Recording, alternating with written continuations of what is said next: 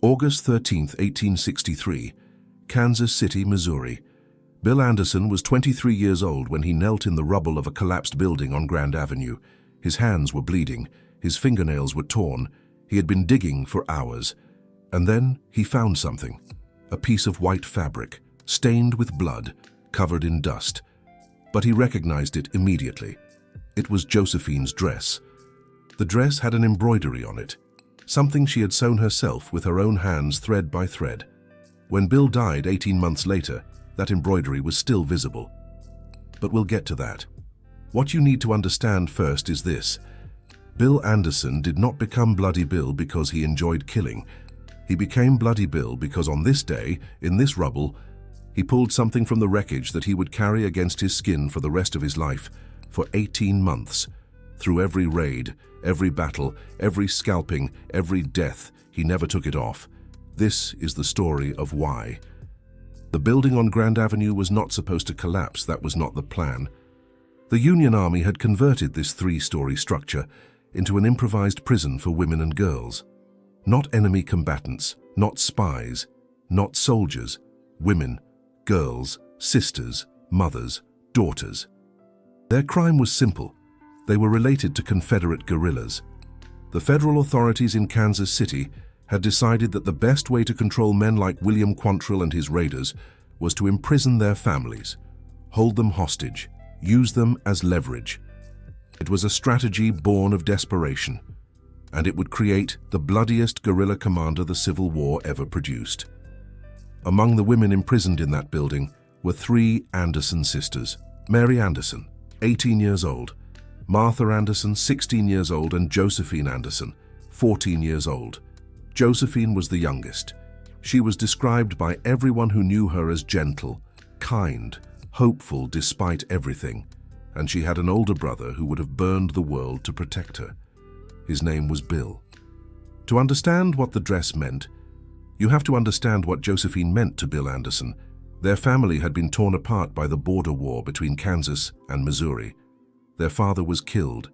Their mother was beaten and humiliated by Union soldiers who came to their farm demanding information. Bill was 21 when he joined the Confederate guerrillas. He did not join for ideology. He did not join for politics.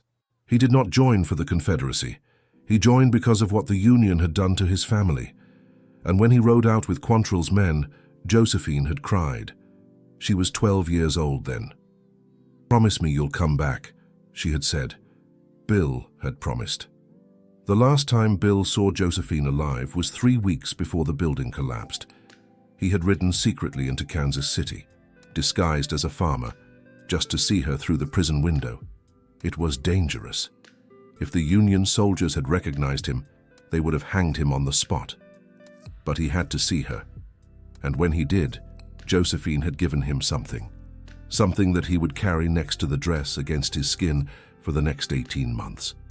We will come back to what that was. Through the prison bars, Josephine had told Bill about the building. "The walls are cracking," she whispered. "We can hear them at night. The other women are scared." Bill had looked up at the structure. He could see it himself.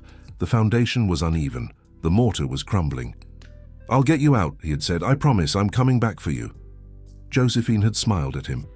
It was the last time he saw her smile. The Union Army knew the building was dangerous. This is not speculation. This is documented fact. Federal engineers had inspected the structure weeks before the collapse.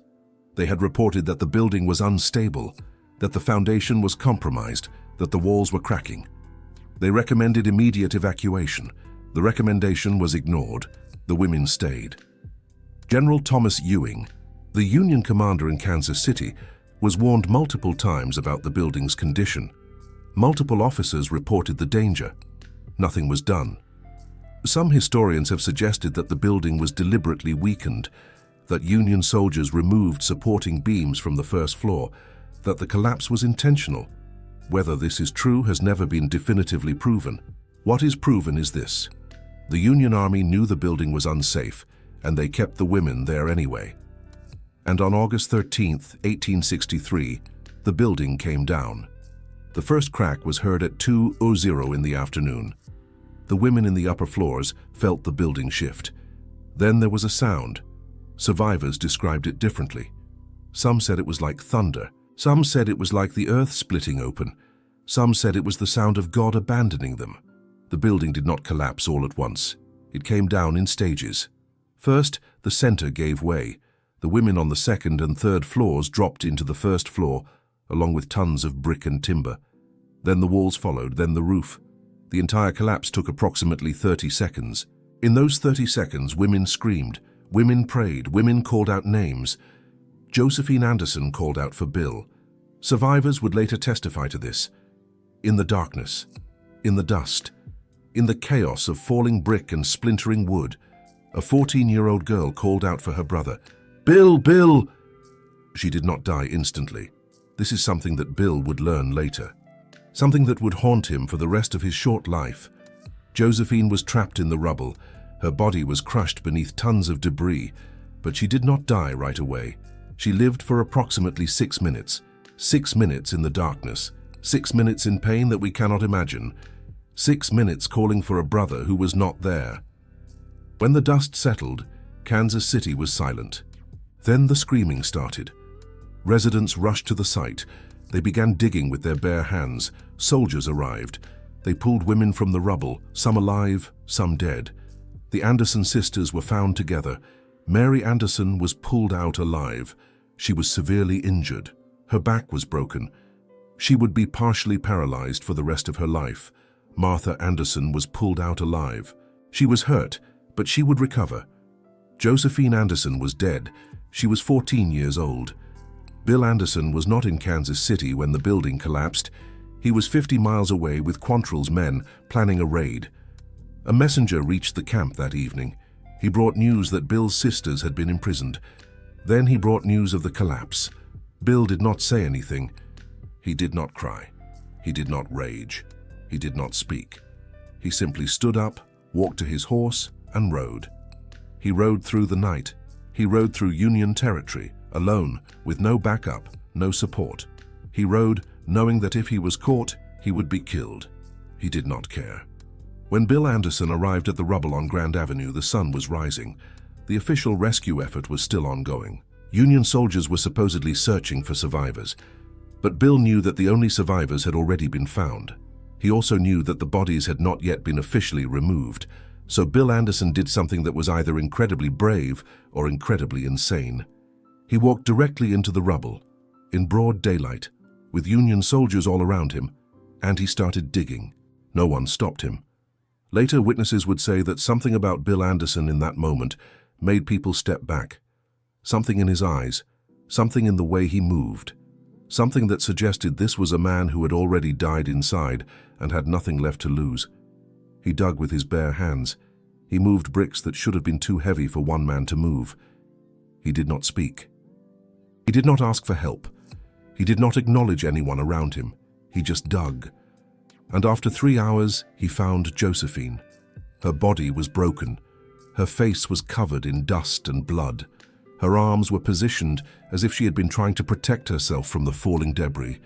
She was still wearing the dress she had been captured in, but there was another piece of fabric near her, a white dress, folded, stained with blood from where it had been pressed against her body in the collapse. Bill recognized it immediately. It was not the dress she was wearing. It was the dress she had been making for him. You see, before the war, before everything fell apart, Bill Anderson had been engaged to be married. The wedding never happened. The war took that from him, like it took everything else. But Josephine had been making him a gift, a dress for his bride, sewn by her own hands. Thread by thread, stitch by stitch. She had brought it to the prison with her. She had kept it with her, even in captivity, and now it was covered in her blood. Bill Anderson picked up the dress. He held it in his hands. The embroidery that Josephine had sewn was still visible. Small, delicate patterns, flowers.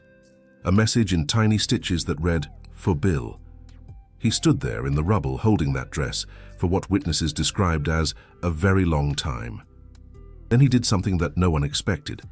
He tied the dress around his waist, not in a bag, not in his saddlebag, not tucked away somewhere safe, against his skin, directly against his body.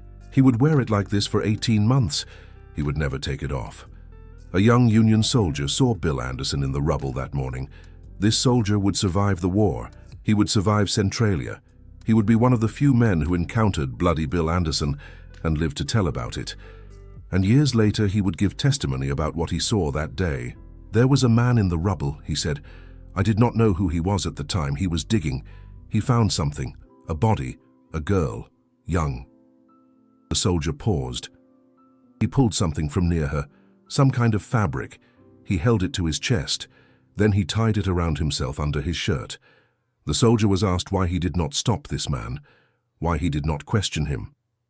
"I could not move," the soldier admitted. "Something about him, the way he looked, like he was not there anymore, like something inside him had left, and something else had taken its place." The soldier then said something that historians have quoted many times. "I knew I was looking at a dead man.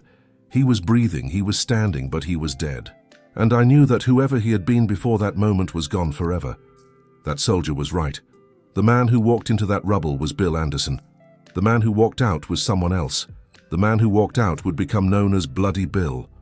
After Bill retrieved the dress and Josephine's body, he did not leave Kansas City immediately. He found Mary and Martha. Mary was in a makeshift hospital, her back broken, unable to move. Bill stood over her bed. "Josephine called for you," Mary said. "At the end, she called your name." Bill did not respond. "She said you would come. She believed you would save her." Bill still did not respond. "She died believing you would come." Bill left the hospital without saying a word, but something in his eyes made Mary Anderson realize something. Her brother was not going to grieve. Her brother was going to make someone pay. The dress that Bill Anderson carried was more than a piece of fabric. It was a contract. Every time he touched it, he remembered his promise to Josephine. Every time he felt it against his skin, he remembered her calling his name in the darkness. Every time he looked at the bloodstains, he remembered that the Union had known the building was unsafe and had done nothing. The dress was not a memento.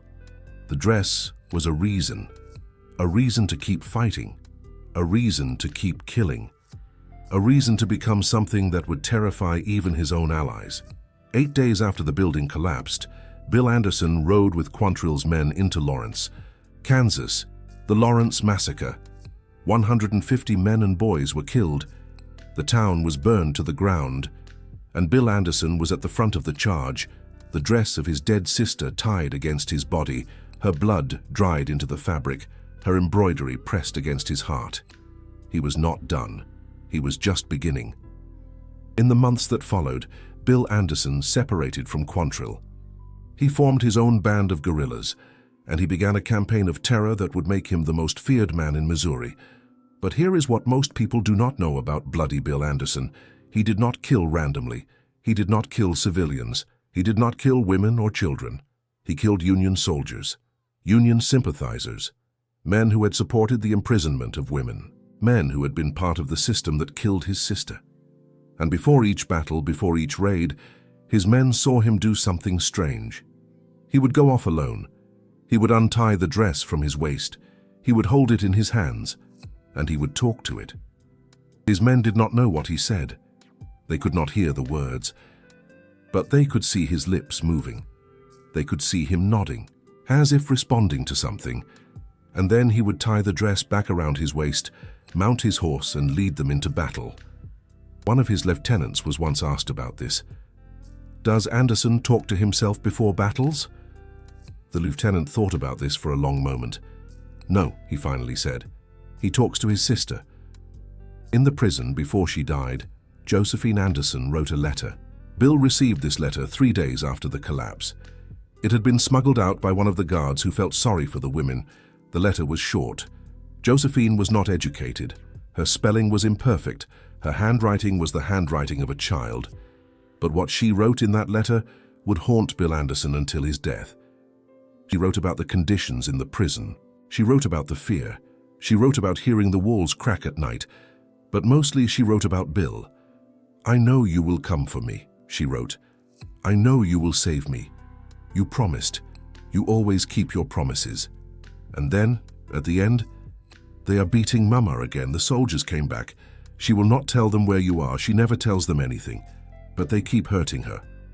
Bill never read this letter out loud to anyone, but his men knew he had it. They saw him reading it every night, by firelight, before he slept. They saw his lips move as he read the words. They saw his hands tremble. And they understood that whatever bloody Bill Anderson was fighting for, it was written in that letter. September 27, 1864, Centralia, Missouri. 1 year and 1 month after the building collapse, Bill Anderson and his men stopped a train. On board were 24 unarmed Union soldiers traveling home on furlough. Bill made them strip off their uniforms. Then he told them to run. Then he shot them, every single one. Later that day, a Union force of 147 men came to avenge the massacre. They found Bill Anderson waiting for them. They charged. Bill's 30 men met them head-on. Within 20 minutes, 147 Union soldiers were dead. Bill Anderson personally killed 17 of them, and during the entire battle, the dress of his dead sister was tied around his waist. Pressed against his skin, her blood dried into every fiber. A Union soldier survived Centralia. He hid under the corpses of his comrades for 4 hours, pretending to be dead, while Bill Anderson's men walked among the bodies, checking for survivors. This soldier would later give testimony about what he saw. Anderson was walking through the dead, he said. He was checking their faces, one by one, like he was looking for someone specific. The soldier paused. I saw something strange around his waist, under his shirt. A piece of fabric. It looked like a dress. It was stained, old. He touched it sometimes while he walked among the dead. The soldier was asked if he knew what the fabric was. I did not know then, he said. I learned later. Everyone in Missouri learned later. He shook his head. It was his sister's dress, the one who died in Kansas City. He had been carrying it for over a year. The soldier was asked how this made him feel. He did not answer for a long time. Finally, he said, I understood something, looking at him. This was not a man fighting a war. This was a man carrying out a funeral. And the funeral would not end until he was dead. The Union put a price on Bill Anderson's head, $5,000, an enormous sum at the time. Wanted posters appeared throughout Missouri. They described him as a demon, a monster, a madman. They were not entirely wrong, but they did not understand. Bill Anderson was not insane. Bill Anderson was broken. There is a difference. An insane man does not know what he is doing. A broken man knows exactly what he is doing. He just does not care anymore. And Bill Anderson knew exactly what he was doing.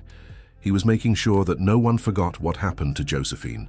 He was making sure that every Union soldier in Missouri understood that there was a cost for what they had done. He was making sure that the dress his sister had made for him would be soaked in enough blood to pay for hers. The scalps started after Lawrence. Bill Anderson began collecting them. He braided human hair into his horse's reins. He decorated his saddle with scalps.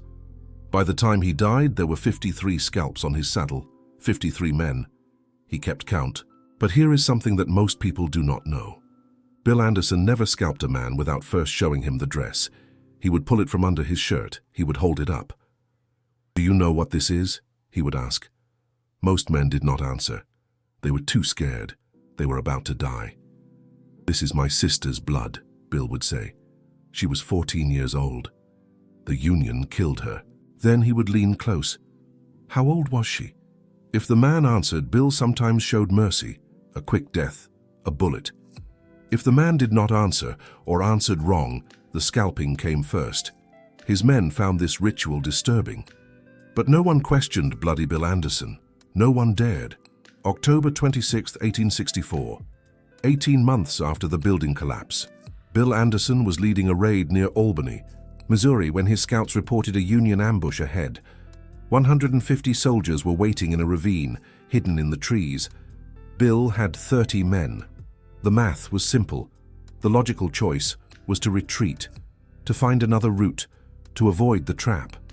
Bill Anderson did not retreat. He looked at his men. Follow me, he said. Then he charged directly into the ambush, directly into 150 guns. His men followed. They always followed.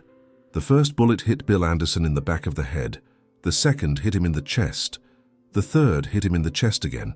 The fourth hit him in the head. He fell from his horse. He was dead before he hit the ground. He was 24 years old. When the Union soldiers approached Bill Anderson's body, they did something that revealed their fear of him even in death. They cut off his trigger finger. They took it as proof that Bloody Bill was really dead. Then they loaded his body onto a wagon and brought it back to Richmond, Missouri. There, they propped his corpse up in a chair. They put his revolvers in his hands. They posed him for photographs. And for 3 days, they displayed his body in the town square. Women came to stab it. Men came to spit on it. Children were brought to see the monster. But there was something else on Bill Anderson's body, something that the Union soldiers found when they stripped him. Around his waist, tied directly against his skin, was a piece of white fabric, a dress stained with old blood, worn thin from 18 months of constant contact, faded from sweat and sun and rain and battle, but the embroidery was still visible. For Bill. The soldiers did not know what to do with it. Some wanted to burn it. Some wanted to keep it as a trophy. Some could not bring themselves to touch it. In the end, the dress disappeared. No one knows for certain what happened to it. Some say it was buried with Bill Anderson's body. Some say a sympathizer stole it and returned it to the Anderson family. Some say a Union officer kept it as a souvenir and eventually threw it away, unable to live with what it represented. What is known is this: Bill Anderson carried his dead sister's dress against his skin for 18 months. Through every raid, through every battle, through every killing, through every scalping. For 540 days, he never took it off, he never washed it, he never let anyone touch it. He talked to it before battles, he showed it to men before he killed them. He died with it tied around his body. And when they cut off his trigger finger and posed his corpse for photographs, the dress was still there, still stained with Josephine's blood, still carrying her embroidery, still bearing the words "for Bill." So here is the question that historians have debated for over 150 years. What did the dress do to Bill Anderson? Did it keep him connected to his sister? Did it give him strength in battle? Did it remind him why he was fighting? Or did it trap him? Did it lock him in a prison of grief that he could never escape? Did it turn his mourning into a weapon that consumed everything it touched, including himself? The truth is probably somewhere in between. The dress was both a memorial and a curse. It was the last piece of Josephine that Bill could hold, and it was the weight that dragged him down into the darkest parts of himself. When Bill Anderson charged into that ambush at Albany, he was not trying to win. He was trying to finish. 18 months of carrying his sister's blood against his skin. 18 months of talking to a dress in the darkness before battle. 18 months of showing it to dying men and asking them, how old was she? He was tired. He was ready. And when those bullets finally found him, when he finally fell from his horse, when he finally stopped breathing, the dress was still there. His sister was still with him, the way she had always believed she would be. The last thing Bill Anderson did, according to one of his men who survived, was touch the dress. He was lying in the dirt. Blood was flowing from the wounds in his head and chest. His eyes were already glazing over. But his hand moved. It moved to his waist, it touched the fabric, and then he was still. Some people would say that Bill Anderson was a monster, and they would not be entirely wrong. The things he did in those 18 months were horrific. The scalps, the executions, the terror he inflicted on Union soldiers throughout Missouri. But some people would say that Bill Anderson was a victim, a young man who watched his family destroyed, who held his dead sister's dress in his hands and made a choice to make someone pay. The truth, as always, is complicated. Bill Anderson was both things, monster and victim, killer and mourner. A man who carried the weight of his sister's death and transformed it into something terrible. The dress made him what he became, and in the end, the dress was all that was left of him. Not the 53 scalps, not the battles won, not the fear he inspired. Just a piece of white fabric, stained with blood, embroidered by the hands of a 14-year-old girl. Worn for 18 months by a brother who could not let go. For Bill, Josephine Anderson was crushed in a building collapse that the Union Army knew was coming. She was 14 years old. She called for her brother as she died, and her brother answered, not in time to save her, but in blood. So much blood. For 18 months. and every drop of it was for her. What happened in Kansas City on August 13, 1863, was not an accident. Let me be very clear about this. The Union Army had received multiple reports about the building's structural problems. Federal engineers had documented the cracks. They had measured the failing foundation. They had submitted written recommendations. The building should have been evacuated. The women should have been moved to a different location. Instead, the Union commanders made a decision. They decided that the women were more valuable as prisoners than they were as living human beings. They decided that the risk of collapse was acceptable. They decided that if some Confederate sympathizers died in a building collapse, it would send a message to the guerrillas. This was not war. This was policy. And it killed a 14-year-old girl. General Thomas Ewing was the commander responsible for the Kansas City district. After the collapse, he issued a statement. He called the deaths unfortunate. He expressed regret for the loss of life. He promised an investigation. The investigation found no one responsible. No one was punished. No one was disciplined. The Union soldiers who had ignored the engineering reports continued their careers. The officers who had refused to evacuate the building received no sanctions. General Ewing himself was never held accountable. When Bill Anderson heard that the deaths had been called unfortunate, something inside him shifted. Unfortunate. That was the word they used for his sister, for Josephine, for a 14-year-old girl who had called his name while being crushed to death. Unfortunate. Bill would remember that word. He would make sure they remembered it too. There is something that needs to be understood about what Bill Anderson did in the months after his sister's death. He was not simply killing, he was communicating. Every scalp was a message. Every raid was a sentence. Every body left on the Missouri roads was a word in a letter that Bill Anderson was writing to the Union Army. And the letter said this: "You called her death unfortunate. Let me show you what unfortunate really looks like." The Lawrence massacre happened 8 days after the building collapse. Quantrill's raiders rode into Lawrence, Kansas at dawn. The town was a center of anti-slavery activity. It was also the home of Jim Lane, a Union senator and leader of the Jayhawkers, who had been responsible for countless atrocities against Missouri civilians. The raiders killed between 150 and 200 men and boys. They burned most of the town, and Bill Anderson was at the center of it. Witnesses from Lawrence described Bill Anderson as being in a state that was difficult to categorize. He was not raging, he was not screaming, he was not wild or out of control. He was calm, terrifyingly calm. He moved through the burning town with what one survivor called the stillness of a man already dead. And throughout the massacre, the dress was tied around his waist, pressed against his skin, his sister's blood next to his heartbeat. After Lawrence, Bill Anderson's reputation began to spread. Stories circulated throughout Missouri and Kansas. Stories about a man who seemed to have no fear. A man who rode into battle with something tied around his body. A man who spoke to the dead. Some of these stories were exaggerated. Some were not.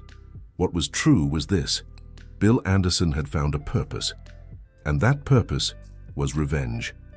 But here is what made Bill Anderson different from other guerrillas. He was methodical. He kept track of everything. He remembered names. He remembered faces. He remembered who had done what and to whom. When Bill Anderson killed a Union soldier, it was rarely random. He often knew exactly who that soldier was, what unit they had served in, whether they had been involved in actions against Missouri civilians. The 53 scalps on his saddle were not anonymous trophies. Bill Anderson knew who each of them had been. He remembered each of them, just as he remembered Josephine. The dress served a purpose beyond grief. It was a touchstone. In the chaos of guerrilla warfare, in the fog of violence that surrounded Bill Anderson every day, the dress was the one constant. It reminded him why he was fighting. It reminded him who he was. It reminded him what had been taken from him. Without the dress, Bill Anderson might have lost himself entirely. Or perhaps the dress was what prevented him from finding himself again. It is impossible to say. What is certain is that the dress was always there. In the mornings, when Bill woke up, the first thing he touched was the dress. In the evenings, before he slept, the last thing he touched was the dress. In battle, when bullets flew and men died around him, the dress was against his skin and Josephine was with him. always. The men who rode with Bill Anderson had complicated feelings about their leader. They feared him. This was obvious. Everyone feared Bloody Bill, but they also respected him, and some of them in their own way loved him. Arch Clement, who would become one of the most notorious guerrillas himself, rode with Bill Anderson for most of those 18 months. Years later, after the war, Clement talked about Bill. "He was the bravest man I ever knew," Clement said, "and the saddest." Clement was asked about the dress. "We all knew about it," he said. "We pretended we did not see it, but we all knew. It was his sister's, the one who died in Kansas City." Clement paused. "He talked to it before battles. We would see him go off alone, and we knew what he was doing. He was talking to her, telling her what he was about to do, asking for her blessing." Clement shook his head. "None of us ever said anything about it. What could we say? That man was carrying something none of us could understand, something heavier than any of us could lift, and he carried it every single day." Jesse James was 17 years old when he rode with Bill Anderson, the future outlaw, the future legend, the man who would become the most famous criminal in American history. He was just a boy when he met Bloody Bill, and Bill Anderson changed him. Jesse later spoke about his time with Anderson's guerrillas. "Bill taught me how to fight," Jesse said. "He taught me how to shoot. He taught me how to survive." But then Jesse said something else. "He also taught me what happens when you lose someone you love, what it does to a man, how it can turn you into something else." Jesse was asked about the dress. "I saw it once," Jesse admitted, "by accident. His shirt came open during a fight. I saw the fabric, the bloodstains. I knew what it was." Jesse went quiet for a moment. "He caught me looking. He did not say anything. He just fixed his shirt, covered it up, and then he looked at me with those eyes." Jesse shuddered. "I never looked again." The letter that Josephine wrote in prison was not the only thing that Bill carried. The last time he saw her alive, she had given him something. I mentioned this earlier. Now let me tell you what it was. It was a lock of her hair, tied with a piece of ribbon. She had cut it herself in the prison and passed it through the bars to her brother. "So you will not forget me," she had said. Bill had laughed at that. "I could never forget you," he said. Now that lock of hair was wrapped inside the dress, against his skin. Her hair and her blood and her embroidery, all of it pressed against his body, all of it with him, always. The Union soldier who survived Centralia and testified about seeing the dress made another observation. He said that when Bill Anderson walked among the dead checking their faces, he seemed to be looking for someone. This detail has puzzled historians. Who was Bill Anderson looking for at Centralia? Some have suggested he was looking for a specific Union officer. Some have suggested he was confirming kills. But there is another possibility. Bill Anderson was looking for the men who had been stationed at Kansas City in August of 1863. He was looking for the men who had guarded the building. He was looking for the men who had kept the women imprisoned when they knew the structure was dangerous. He was looking for the men who had called his sister's death unfortunate. Whether he ever found any of them is unknown, but the search continued for 18 months through every battle, through every body, always looking. Bill Anderson made prisoners look at the dress. This was documented by multiple witnesses. When Anderson's men captured Union soldiers, Bill would sometimes bring them to him personally. He would pull the dress from under his shirt. He would hold it in front of their faces. "Do you see this?" he would say. Most prisoners could not speak. They were too terrified. "This is my sister's blood," Bill would say. She was crushed to death in Kansas City, in a building that the Union knew was going to collapse. Then he would ask his question, how old was she? If the prisoner answered correctly, 14, Bill sometimes showed mercy. If the prisoner answered incorrectly or could not answer, the end was less merciful. One Union officer who survived capture by Anderson's men described this ritual. "He was testing us," the officer said. "He wanted to know if we knew, if we cared, if her death meant anything to anyone but him." The officer was asked how he survived. "I guessed correctly," he said. "I said she was 14. I do not know how I knew. Maybe I had heard the stories, maybe I was just lucky." He paused. Anderson looked at me for a long time after I answered. Then he said, "She was 14 years old and the Union murdered her." The officer was released. He never forgot that encounter. "I think about it every day," he said decades later. "That dress, those eyes, that question. How old was she? I will hear those words until I die." The psychology of Bill Anderson has been analyzed by historians, psychiatrists, and writers for generations. Some have called him a psychopath. Some have called him a trauma victim. Some have called him a soldier who crossed lines that should never be crossed. All of these descriptions contain elements of truth, but none of them capture the full picture. Bill Anderson was a young man who experienced catastrophic loss. He was 23 years old when his sister died. At that age, the brain is still developing. The capacity to process trauma is still forming. And Bill Anderson did not have the luxury of processing his trauma. He was in the middle of a war. He was surrounded by violence every day. He had no therapists, no counselors, no support systems. He had only the dress. And the dress became everything. It became his therapist. It became his counselor. It became his support system. And because the dress could not talk back, because the dress could not challenge his thinking, because the dress could only hold his sister's blood and his sister's embroidery, Bill Anderson's grief transformed into something that nothing could stop. The dress did not heal him. The dress preserved him in the moment of his greatest pain, like an insect in amber, frozen forever in the instant when he pulled that fabric from the rubble and felt his sister's dried blood against his fingers. For 18 months, Bill Anderson lived in that moment. He never moved past it. He never moved beyond it. He simply carried it with him, tied around his waist, pressed against his skin, until the moment he died. There were times when Bill Anderson's men worried about him. Not because of the violence, they were all violent men. Violence was their profession. They worried because sometimes Bill would disappear. He would ride off alone. He would be gone for hours. When he came back, his eyes would be red. His face would be wet. The dress would be in his hands. His men learned not to ask where he had been. They learned not to mention what they saw. They learned that their commander, the most feared guerrilla in Missouri, the man who collected scalps and terrified Union armies, still cried for his little sister. And somehow, this made them follow him even more faithfully, because they understood. They all had lost people, they all had grief. Bill Anderson just wore his where everyone could see it. The embroidery on the dress said, "For Bill." Josephine had sewn those words herself, thread by thread, letter by letter. She had been making a wedding dress for her brother's bride, a gift, something to celebrate a future that would never come. The irony was not lost on Bill.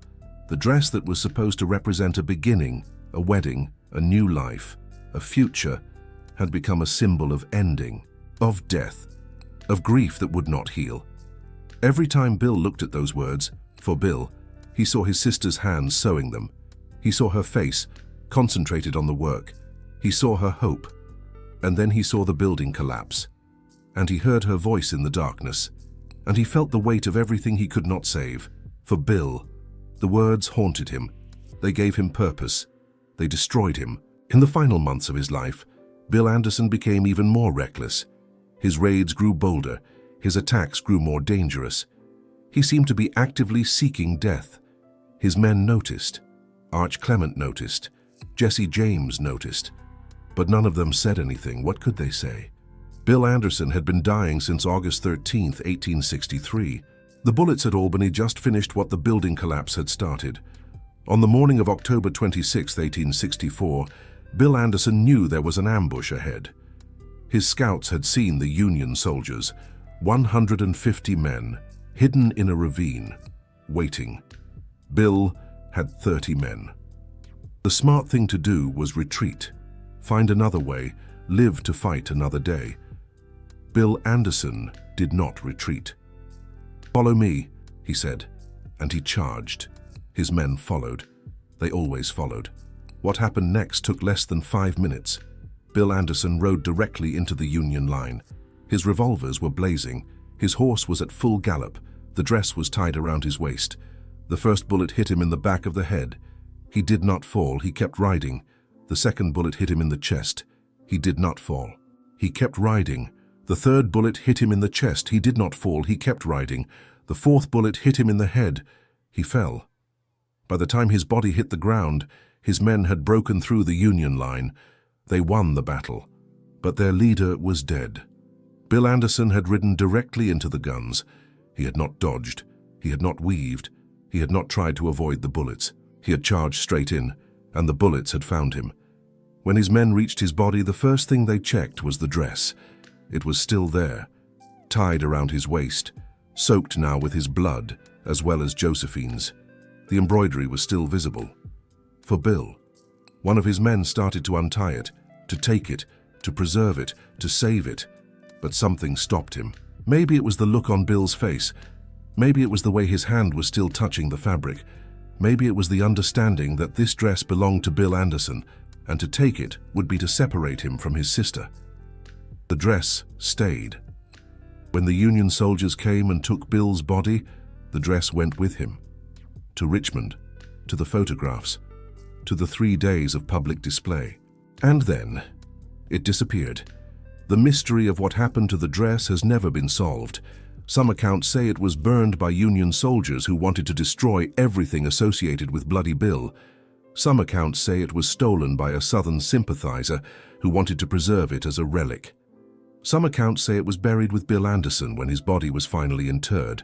Some accounts say it was returned to the Anderson family, to Mary or Martha, who kept it hidden for the rest of their lives.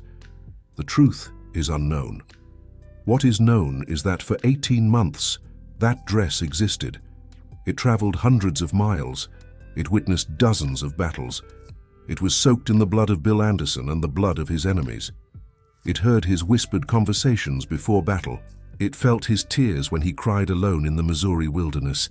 It carried the last message from a 14-year-old girl to her brother, for Bill, and then it was gone. Like everything else from that time, like Bill himself, like Josephine, gone. What remains is the story and the question. The question that historians and psychologists and ordinary people have asked for more than 150 years. What did that dress do to Bill Anderson? Did it keep him human? Or did it destroy his humanity?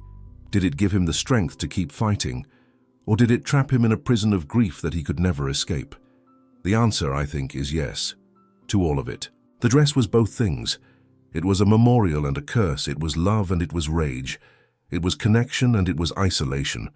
It was everything that Bill Anderson had left of his sister, and it was the weight that dragged him down into the darkness. You cannot separate the two. You cannot have one without the other. The dress was the embodiment of complicated grief, of love that cannot let go, of loss that cannot be accepted, of pain that finds no outlet except violence. Bill Anderson carried that dress because he could not carry his sister. He talked to that dress because he could not talk to Josephine. He showed that dress to dying men because he needed someone, anyone, to understand what had been taken from him.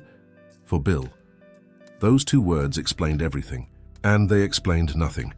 Josephine Anderson was 14 years old when she died. She was kind, she was hopeful. She believed her brother would save her. She called his name as the building collapsed around her, and her brother answered, not with rescue, with revenge, for 18 months, through raids and battles and scalping, through Lawrence and Centralia and Albany, through everything, he answered. For Bill. When Bill Anderson died with that dress tied around his waist, he was reunited with his sister, in a way. The blood that had been separated, hers on the fabric, his pouring from his wounds, came together. The brother and the sister joined in death as they had been in life. This is probably a romantic way to look at it. The reality was messier. The reality was blood and dirt, and the chaos of battle. The reality was a young man dying in the Missouri mud, with 4 bullets in his body. But maybe Bill Anderson saw it differently.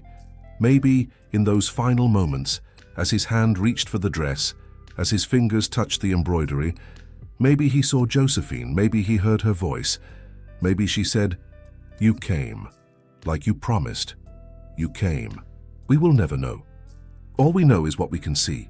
A man who carried his dead sister's dress for 18 months, a man who never let go, a man who died still holding on. The Union called him a monster. The Confederacy called him a hero. History has called him many things, but perhaps the most accurate description is the simplest one. Bill Anderson was a brother who lost his sister, a brother who could not let go, a brother who carried her with him until the end. For Bill, for Josephine, for 18 months, for always.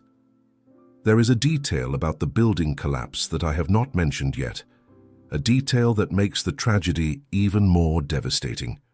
The building on Grand Avenue had been inspected 3 times in the month before the collapse, 3 separate inspections, 3 separate reports. All of them documented the same problems: cracked walls, shifting foundation, water damage to the support beams. All of them recommended immediate evacuation. All of them were ignored. But here is the part that makes it worse. The 3rd inspection was completed on August 11, 1863, 2 days before the collapse. The engineer who conducted that inspection wrote in his report, "Imminent danger of structural failure. Building should be vacated immediately." That report was filed with the Union Military Command. It was received, it was read, it was placed in a folder, and the women stayed in the building. 2 days later, Josephine Anderson was dead. When Bill Anderson learned about these inspection reports, he did not rage, he did not scream. He became very quiet, and then he asked a question. Who signed the order to keep them there? His men did not know. Bill found out. The order had been signed by a colonel named James Jones. Colonel Jones was stationed in Lexington, Missouri. Bill Anderson never caught Colonel Jones. The colonel was transferred to Washington before Bill could reach him. But Bill never forgot the name, and he never stopped looking. Every time his men captured a Union officer, Bill would ask the same question. "Do you know where Colonel James Jones is?" Most did not know. Some claimed not to know. A few gave information that turned out to be false. Bill kept looking. For 18 months, he never found Jones. But the search kept him focused. It gave him a target beyond random revenge. It gave him a name to hate.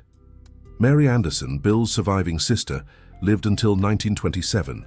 She was partially paralyzed from her injuries in the collapse. She walked with a cane for the rest of her life, and she carried her own memories of that day. In 1910, Mary gave an interview to a local newspaper. She was asked about her brother Bill.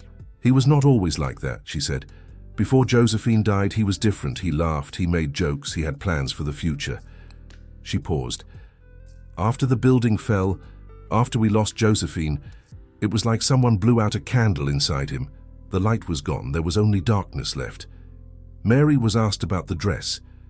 "He showed it to me once," she said, "after he found it. He came to the hospital where I was recovering. He had the dress in his hands." Her voice grew quiet. "He said, 'I am going to make them pay for this. Every single one of them. I am going to make them remember her name.'" Mary started to cry. "I told him to stop. I told him that revenge would not bring Josephine back. I told him that she would not have wanted this." She wiped her eyes. He looked at me like I was a stranger, like I had said something in a language he did not understand, and then he left. I did not see him again until after he was dead. Mary Anderson died at the age of 82. She never forgot her sister. She never forgot her brother. And she never stopped wondering what Bill might have become if the building had not fallen. Martha Anderson, the middle sister, also survived the collapse. She was the least injured of the 3 sisters. She went on to live a quiet life in Missouri. She married. She had children. She tried to put the war behind her, but the memories stayed with her. In her final years, Martha told her grandchildren about the collapse, about Josephine, about Bill. "Your great-uncle was not a bad man," she would say. "He was a broken man. The war broke him. The Union broke him. The death of his baby sister broke him." Her grandchildren asked about Bloody Bill, about the scalps, about the killings. Martha would shake her head. "That was not my brother," she would say. "My brother died with Josephine. What came after was something else, something wearing my brother's face." The transformation of Bill Anderson from a young guerrilla fighter into Bloody Bill did not happen overnight. It happened piece by piece, battle by battle, body by body. Each kill added weight to the dress. Each scalp added a layer of darkness. Each day that passed without healing pushed Bill further from who he had been. By the time of Centralia, Bill Anderson was barely recognizable as the young man who had joined Quantrill 2 years earlier. His eyes had changed. His voice had changed. Even his body had changed. Witnesses described him as gaunt, hollow, as if something inside him had been consumed and only the shell remained. But the dress was still there, always there. The one constant in a life that had become nothing but chaos and death. Some historians have suggested that Bill Anderson suffered from what we would now call post-traumatic stress disorder.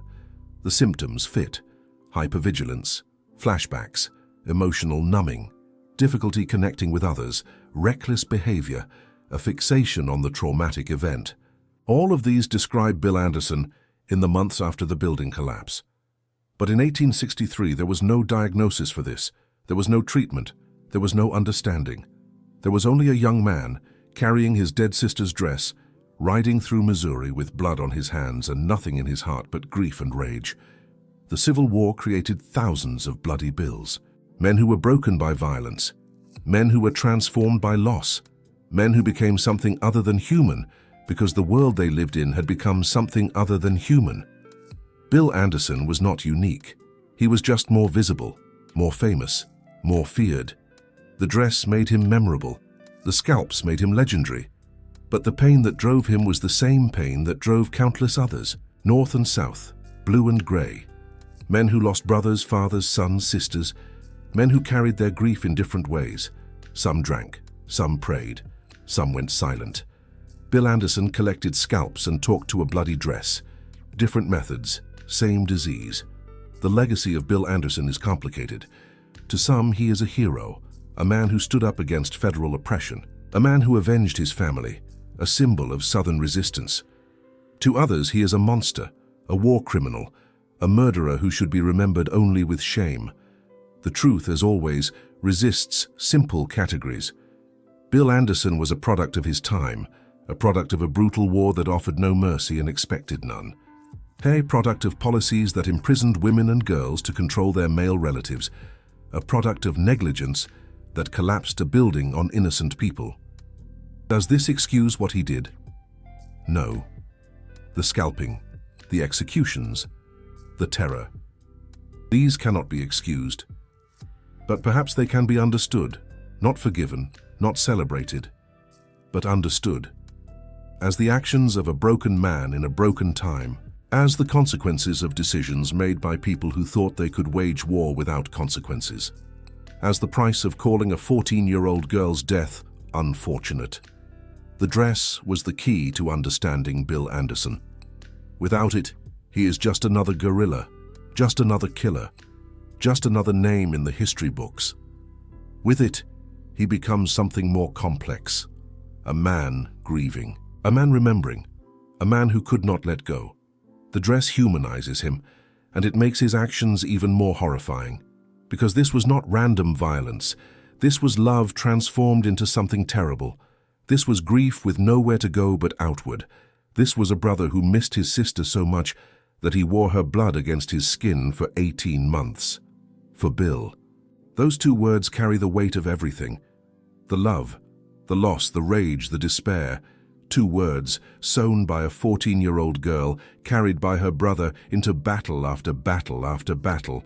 For Bill, until the bullets found him, until the dress was soaked with his blood too, until the brother and the sister were finally reunited in the only way that was left to them. If you visit Missouri today, you can find markers and monuments related to the Civil War. Some mention Bill Anderson, some mention Centralia, some mention the building collapse in Kansas City, but you will not find the dress. It is gone, lost to history, like so many things from that terrible time. All that remains is the story, and the question that the story leaves behind. What do we do with our grief? How do we carry our losses? How do we keep the memory of those we love alive without being destroyed by that memory? Bill Anderson answered these questions in his own way. His answer was violent. His answer was terrible. His answer cost lives. But it was an answer. And perhaps in his own twisted way, it was the only answer he knew how to give. Josephine Anderson was 14 years old when she died. She was crushed in a building collapse that should have been prevented. She called for her brother as she lay dying in the darkness, and her brother heard, not in time to save her, but he heard, and he answered, for 18 months, with everything he had, with everything he was, for Bill, for Josephine, forever.